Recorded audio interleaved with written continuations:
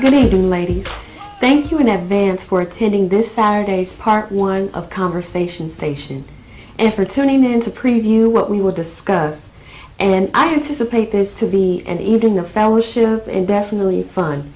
Many of you I have known for several years and some for a short time. Nevertheless, I have invited you out because I value what you have to say and what is on your minds and your hearts. Your feedback on a topic that I have been writing about for about a year and a half is so needed. Many of you may know I am pursuing my master's in theological studies and pursuing the area of ministry. I never thought I would have been called to do so, but where the Lord called me, I replied, okay, I don't see myself as a preacher, but rather in a specialized area that was near and dear to my heart because of what I went through as a child, as an adolescent, as a young woman, and a maturing woman, but also where I'm getting ready to embark upon, which is middle age in about 4 years. I've always been creative, wrote short stories, songs, had ideas for scripts and books, but I never knew where God wanted me to launch out with all of these ideas with the talent to write.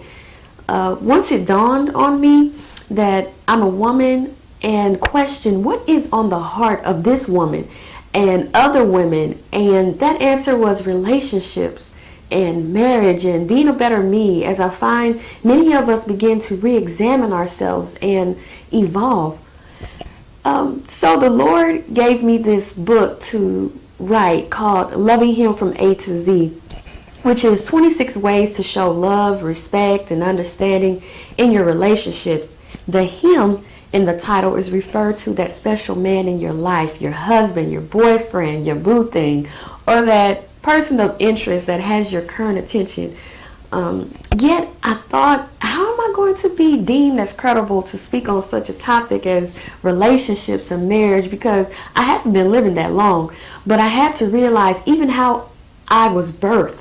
I'm fifth place of 4 sisters that preceded me, and I have friends that are old and friends that are younger, and I take away from the opportunities to listen to each and every one I come in contact with. I thank God that He gave me a heart and the ability to listen, and I always talk. What was a bit shocking to me was when I opened up my ears to a man and some of the stuff that I began to listen that was on the heart of a man. It was such a special and rare gift given to me by my husband that was just totally blunt, raw, even naked with me in regards to how he felt.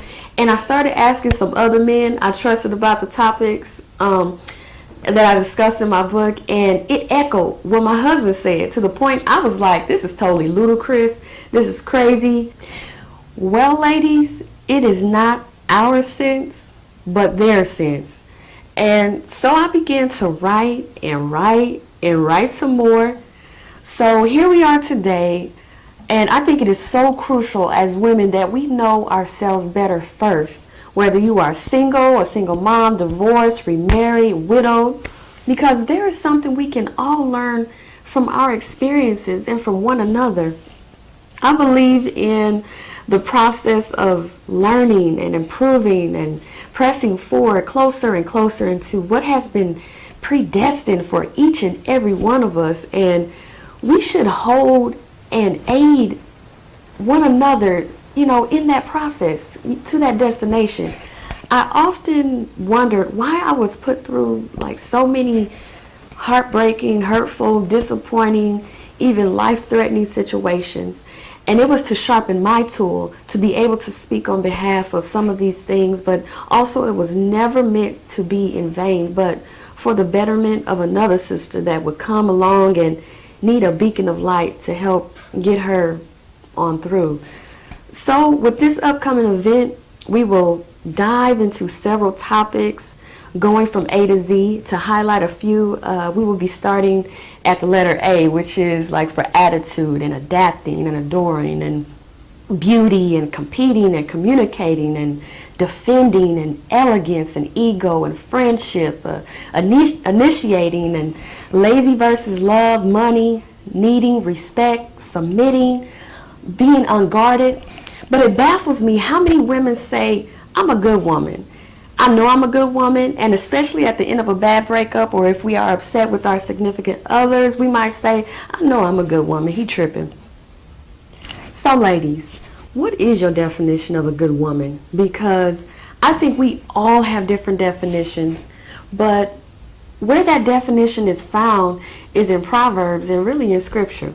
And it is so amazing to me how some of us brag about being a Proverbs 31 woman.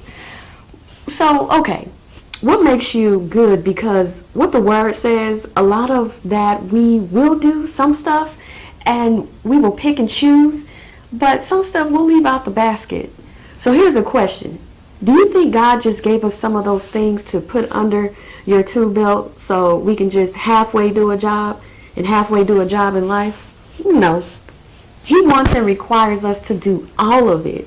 He wants us to do all of it. Otherwise, he wouldn't have said it. Ladies, I look so forward to all of the comments, thoughts, and discussions that is going to explode from this experience.